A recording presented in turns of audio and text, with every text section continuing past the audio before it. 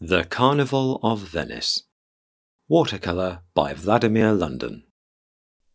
In this video lesson, you'll discover how to paint an illustration in watercolor using both wet into wet and wet on dry painting techniques. Here is the finished artwork I will have by the end of this lesson. It combines the real view of the city of Venice as well as a masquerade figure from imagination with a fancy mask. I begin by making a full-scale drawing which will be used to transfer the design onto the watercolor paper.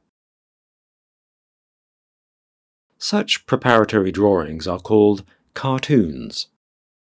For this purpose, I'm using disposable brown paper to work on the artwork composition, decide on its design, and define all details.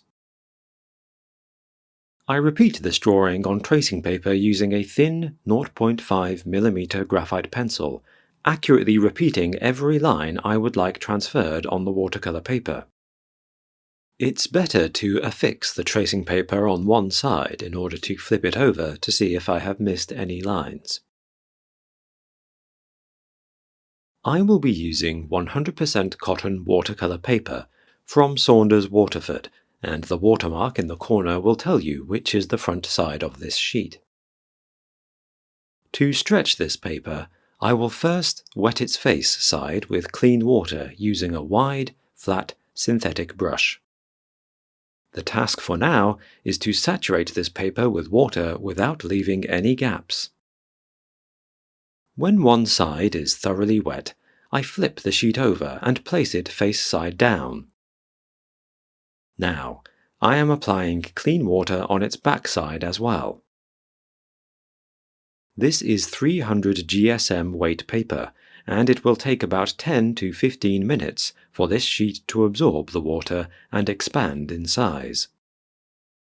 Without moving the paper, so as not to damage its front side which is facing down, I carefully place a wooden board at the top of the sheet. This paper has already expanded and is a few millimeters bigger in size compared to when it was dry. I affix the sheet to the board with a staple gun, starting in the middle of the longer side, and when the middle is set, I turn the big wooden board on which the paper rests together with the board I'm attaching the paper to. This way, I'm minimizing all movements of the wet paper to avoid accidentally damaging it. As you see, I'm stapling from the middle to the corners of the board, finishing affixing the paper at the corners. When the paper is stretched, I turn the board and let the paper thoroughly dry. When the paper has dried for several hours or overnight, it will be ready to take the drawing. I'm transferring it using the tracing paper with the design in graphite pencil. It was outlined on the tracing paper once again on its reverse side, so I can transfer the drawing without mirroring it. For this purpose, I'm using a pen, not a pencil, to see every line that I have been outlining. Before beginning painting in color, I would like to mask some design elements with masking fluid. To do so, I will use a dip pen with a metal nib. With this type of pen, it is easy to produce very thin lines, and, as a bonus, this pen is very easy to clean. I'm masking the intricate lacework of the person's costume, which would be very hard to preserve otherwise by painting around it. I will also apply masking fluid over the complicated design of the Venetian mask. I will start this painting from the sky and would like to do it wet into wet. So, the first thing I have to do after the masking fluid is totally dry is to wet the area of the sky with clean water.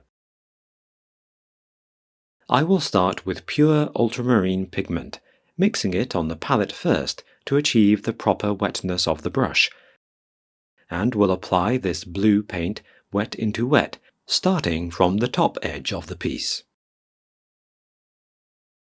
All edges of this paper sheet are masked as well to achieve a clean, white border around the artwork. This border, by the way, will be an integral part of this painting. I'm applying a pure ultramarine pigment with a round brush, preserving white clouds by painting around them. The wet paint spreads over the wet surface, giving nice, soft borders. I added a little bit of purple pigment into the blue ultramarine to paint the shadow areas of the clouds.